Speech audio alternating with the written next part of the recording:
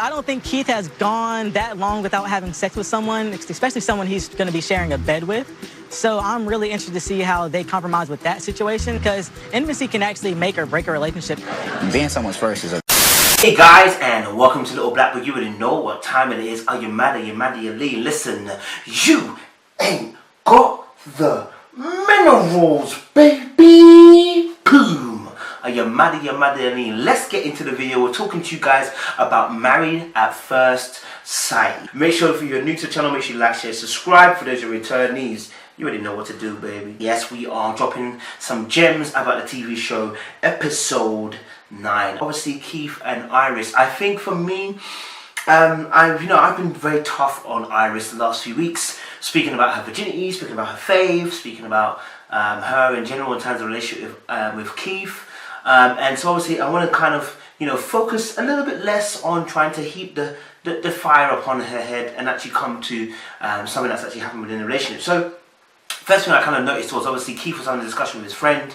Marriage, her saving herself for her husband. Oh yeah, so she's a virgin, by the way.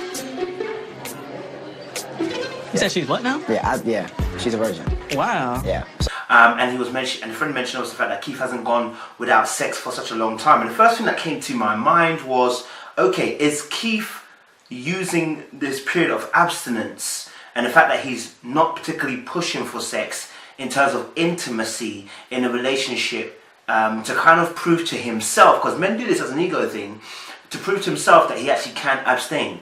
You see, the scary thing about men is that men who often are very, I guess, would say promiscuous, have sex a lot, cheat a lot, are unfaithful, all in that bracket. One of the things that is scary for them is that they never know when they're going to stop. In fact, they're not sure how to stop. And so a lot of guys, the fear of commitment isn't necessarily the commitment, it's whether they can stop loving what they love.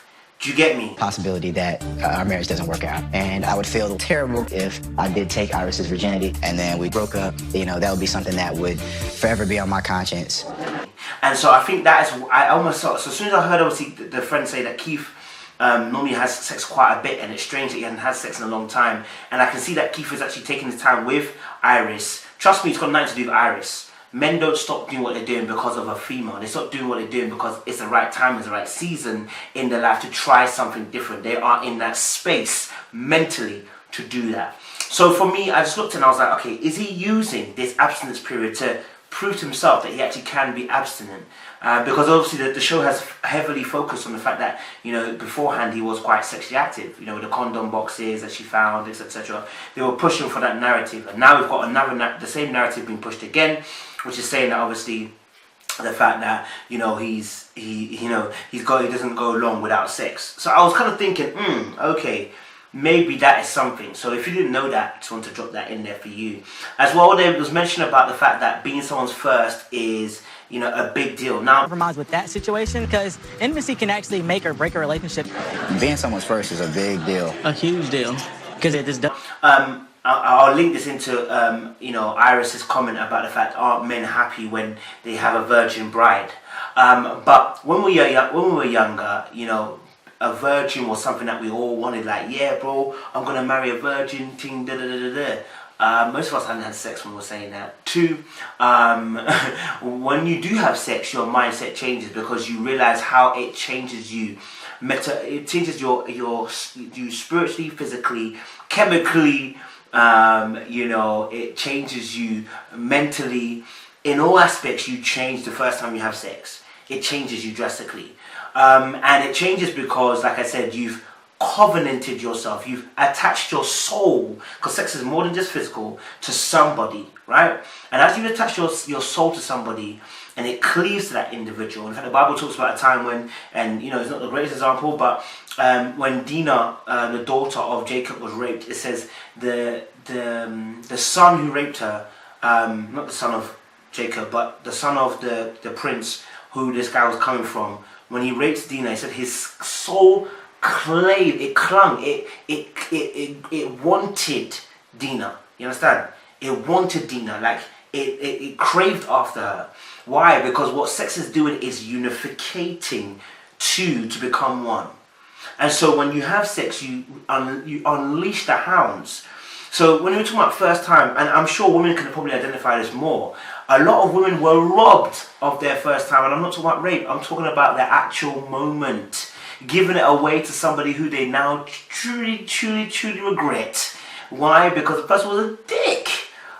So I think a lot of times when we talk about first time and the fact it's important because most people don't do it. Again, I'm a Christian, I believe in that no sex before marriage. But let's say you don't believe in no sex before marriage. What's your impetus around sex? A lot of people are having sex to have sex. A lot of people are having sex to be pleasured. Not realizing that sex is a loving act, it's a shard of love. It's a loving act, it's a selfless act in the sense of we try to satisfy each other in this.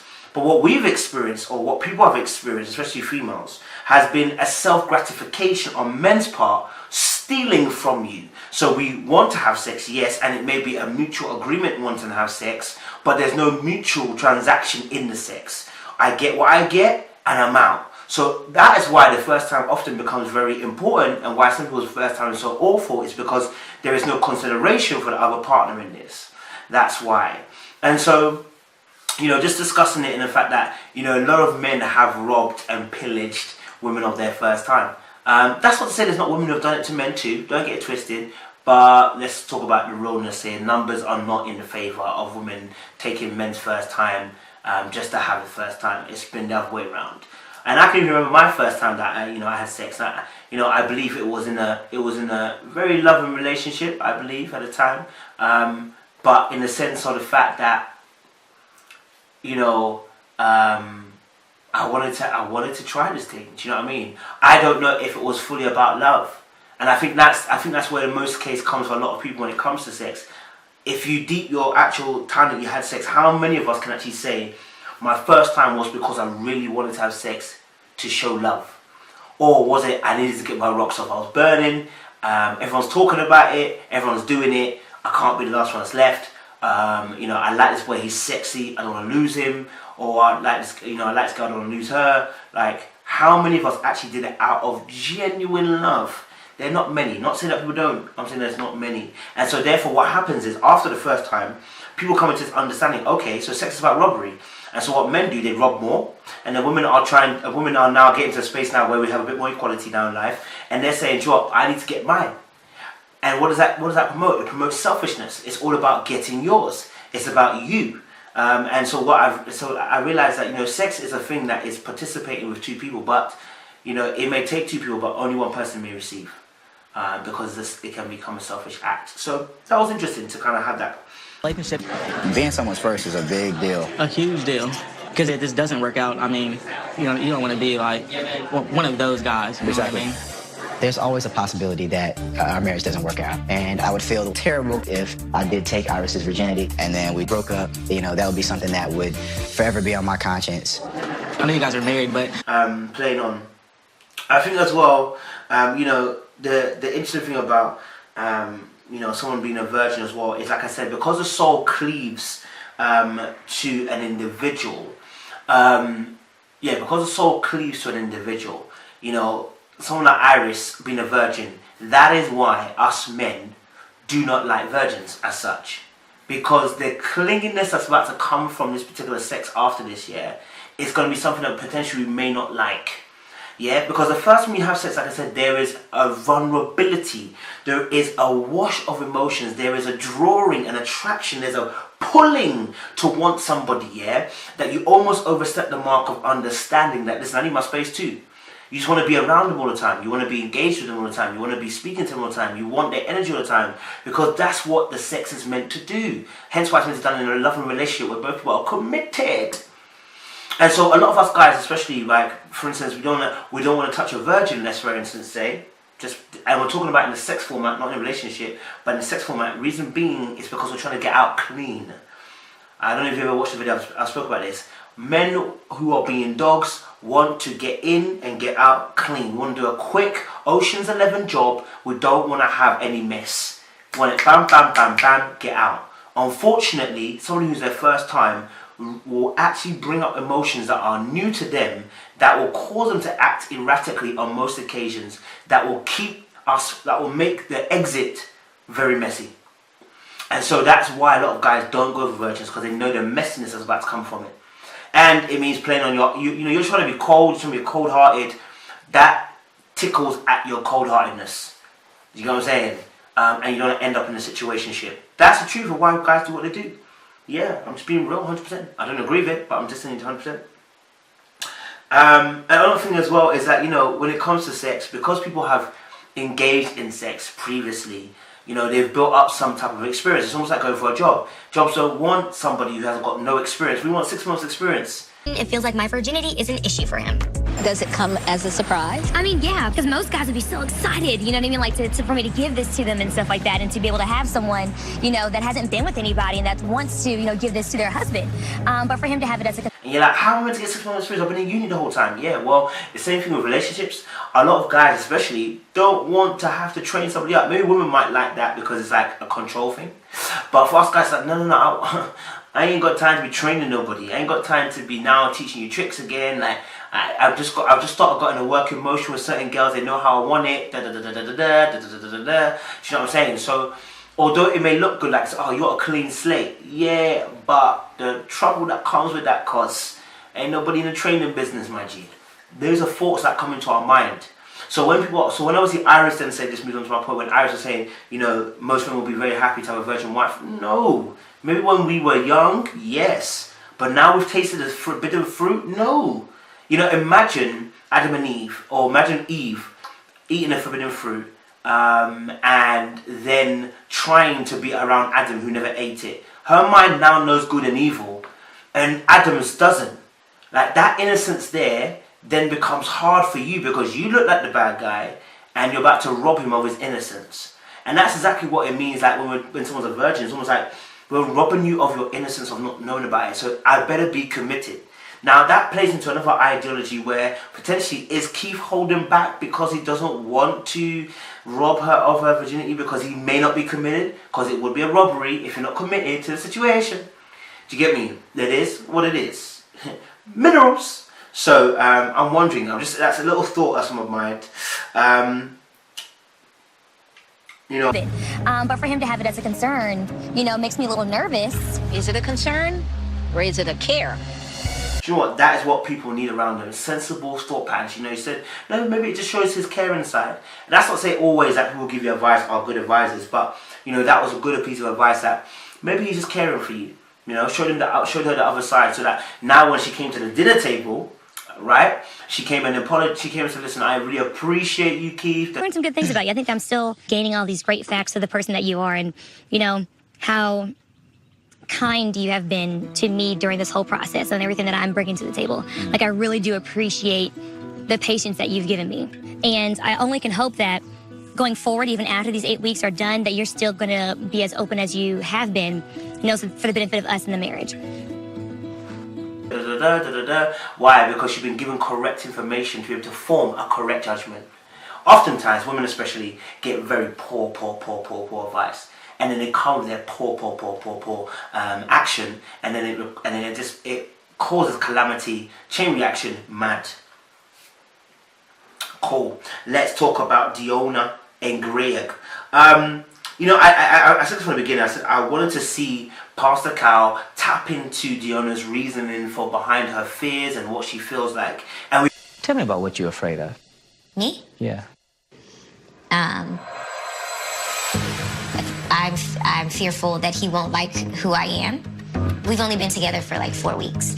You haven't seen all of the sides of Deonna. I'm comfortable with all the sides of Deonna, but I also don't want to scare you or like make you feel like, oh, I don't like Deonna because I've seen a different side of her that I'm not used to. Yeah. How do you feel about what she said? we got that. Finally, we got there. Took a little while, but we got there. So now we've got Pastor Cal asking Deonna, why are you afraid? And she says, you know, she's afraid of rejection. And it's something that we all face. It's not something abnormal. This is something that we all face. You know, we all face rejection. I mean, especially if you've been through very bad relationships, you know, you tend to cling and want to, there's a trauma that comes from having a bad relationship, being cheated on, being taken for a mug or whatever. There's a trauma that comes with that where you're now almost in a sense, you know, almost wait and see if something like that will happen again. That we put you with this guy, because you need someone who is that in touch with his feelings. Yes. Yeah. Again, it's like it creates its own perpetual cycle. I remember when I got injured with my my ligaments on my ankle, and I played football one day, and I got a little bit of a tackle, and I was like, "Ooh, has that injury come back again?" And it wasn't, but my mindset I started thinking about it because I've been injured once, and that's the trauma we're talking about. That you then start to look at patterns, and then you're trying to force almost a pattern to say what you want it to say. And so for deonna, the fear of rejection here is promoting itself on the relationship. And a lot of us go through this where we are promoting our fears onto a relationship. And it's easy to say, oh, get over it. But this is why I'm saying that when people are committed to people in a relationship, yeah, these things where people have got fears and baggage and pain can actually be dealt with correctly. But if Gregg was a dickhead, now, and she brings her pain towards Gregg is going to only multiply the pain, meaning for the next person now, she's going to have a certain way she's going to act in that relationship. And the thing is, we are broken people. A lot of us are broken people who've experienced so much pain. Some of you guys are douches. Oh my God. You cheat on every woman you've been with and create trauma after trauma after trauma after trauma. And then you create your own trauma on yourself because now you can't trust any female because you're an absolute dog. Yeah, and now you're not sure what woman would ever trust you. What woman would like to trust you to walk by their side without you running off. You create your own trauma in your own head now. So I think for just getting that insight into rejection, it was interesting. And she mentioned the fact that she wasn't sure how she would be perceived.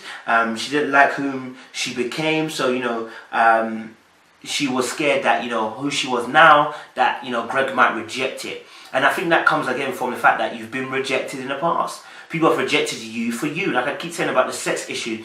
When somebody enters into you, women, ladies, listen to this. When a man enters into you, yeah, has sex with you, ejaculates after he's done, yeah, listen, if he walks away from you or he treats you badly after, you're going to feel a sense of rejection from you.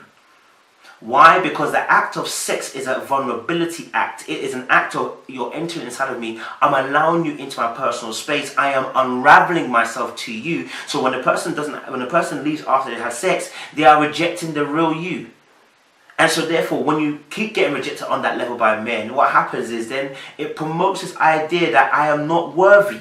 And that maybe I'm going to get rejected again. And because of trauma, you don't want to get rejected again. So you tend to put up walls, you tend to be strong in areas you don't need to be. Like we said last week about deonna, trying to be strong when she was ill unnecessarily, because you're used to making sure that I can't afford for somebody to come into my life and give them any piece of my life in case they wreck it.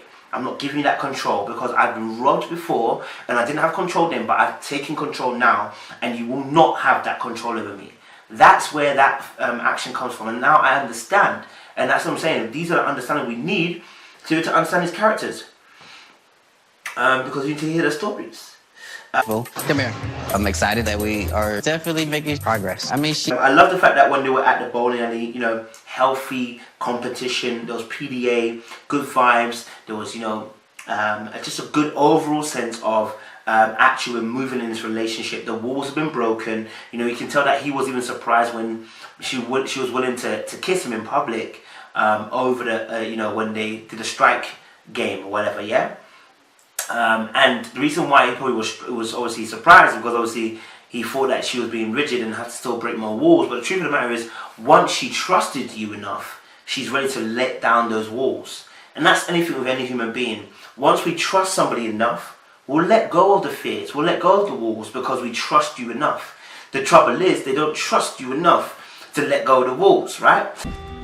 Never acknowledged it, paid any attention to it, realized that it was there, but it's now something that I'm aware of, something that I know that I can be conscious of, and I don't want that to come out and Gregg think that it's him or think that it's something that he did. It's a good thing that we... And so that's the key thing. So now we see deonna in a different light. We see the energy, we see the passion, we see the love and everything. And, she's slowly getting there, but she's making her way and progress to the side where they're making good headwind in terms of a relationship. It was lovely to see, and we like to see more of that as well. She said obviously, she knows that he's a good guy on the sofa. We saw that the body language, Pascal picked it up as well, was so much closer. But what I tell you about sex, What did I tell you about sex? Because this happened after they've had sex. Look how close they are. That's what sex does. It creates this intimacy. It is not intimacy, but it creates intimacy. And so, like, when you do that, you remove the barriers that stop you from becoming close.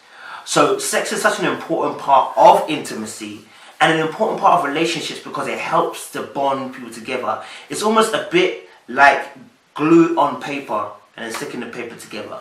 I'm not saying it is the glue, but it's a bit like that. And so when you see those two now, and the fact that she's obviously, yeah, I know he's a good guy, she knows she's got a good one. And she knows she's got work to do because she's got to undo the pain and what she's gone through. Again, I feel like this is the perfect time and opportunity, though, for the show to kind of showcase conversation between these two and facilitating a conversation between the two of them so that we can get a healthy dialogue in terms of what she's experienced, how Gregg can actually help to, ease those fears and help her move forward. That's what we need.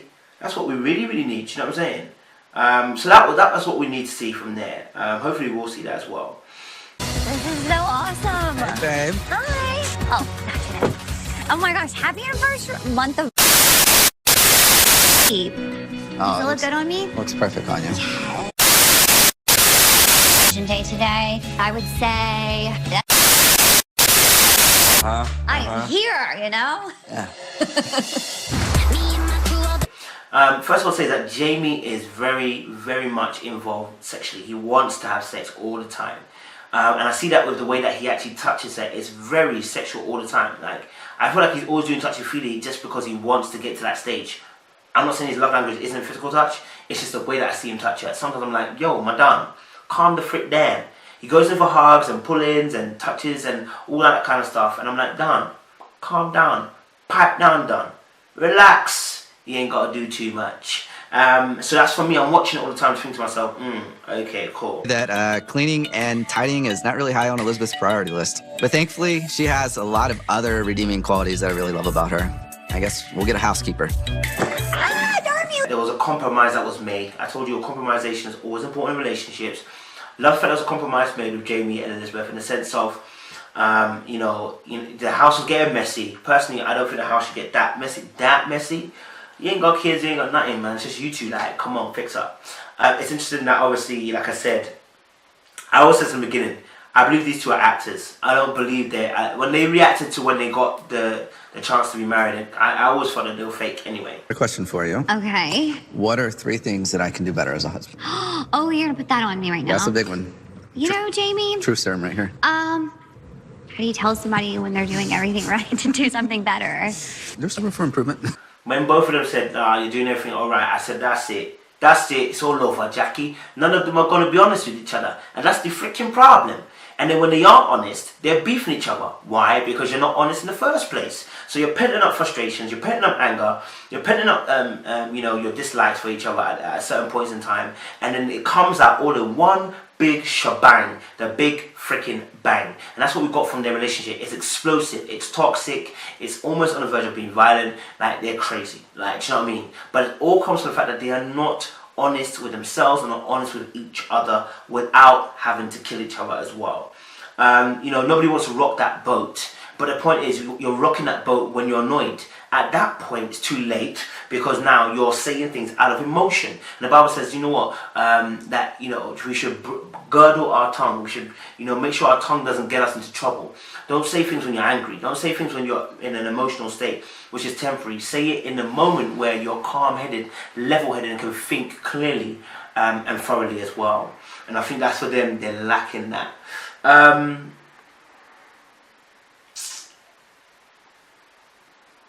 It's amazing that obviously as well that Jamie charged Elizabeth with not leaving the apartment, otherwise he's going to leave this marriage. Yeah, I'm leaving. Yeah, I'm leaving marriage. Okay. Bye, have a lot. And yet he's the one that's leaving in the morning. I'm like, bro, you charged this girl and said, listen, you can't leave. That's why I said. That's why I knew it was a manipulation. That you charged this girl saying that, you know what, you can't leave. Dr. Pepper said obviously about blah blah blah blah blah blah blah. And there's consequences to it. I'm gonna leave. If you leave, then I'm quitting this marriage and I'm divorcing. Now, we already know with Elizabeth that she already feels a certain way. She likes this guy and she wants to be loved by this guy, but he's not operating on a level where it's being graceful towards her in that sense. And she feels like she's claustrophobic in, she's cluttered in with this guy. And it's because of the way he behaves, the switches, the anger, the annoyance. Like I said, you know, the fact that he even said that the fact that he even left shows that he disregarded what he said to her the last episode. You know what I'm saying? So one rule for you, a rule for another person. You know, Jamie and Elizabeth, that they're acting that was waiting to happen. I said it from the beginning of the show. But not only that, you know, these are lessons for us as well who are in relationships, that, you know, this arguing back and forth is cute when you're 17. You thought it was cute when you were arguing back and forth and someone throws a plate kind of thing, kind of behavior. I mean, it was cute then. It's not cute when you get older. You're trying to find a life partner, not somebody who doesn't respect you or like you. Not saying that even someone throwing a plate is even acceptable. It's not. But what I'm saying is that was cute. That kind of anger, the vibranium arguments that you have, the ones where you're not talking for 2-3 days, they were cute when you were younger, when you had time. You've got responsibilities, you've got money to make, you've got somewhere to be. You ain't got time for that madness. Do you get me? And that's the toughest thing. So I think to myself, you know what? I don't know if they're going to make it. In fact, I don't think they're going to make it. Do you know what I'm saying? They're not going to make it. Do you know what I mean? So yeah, guys, that is my little review of Married at First Sight. Hope you liked it. Make sure you like, share, subscribe, share this with somebody. We'll hopefully have as well episode 10 coming out very soon as well for you guys. Appreciate you. More love. Stay locked, stay loaded. We appreciate you, baby.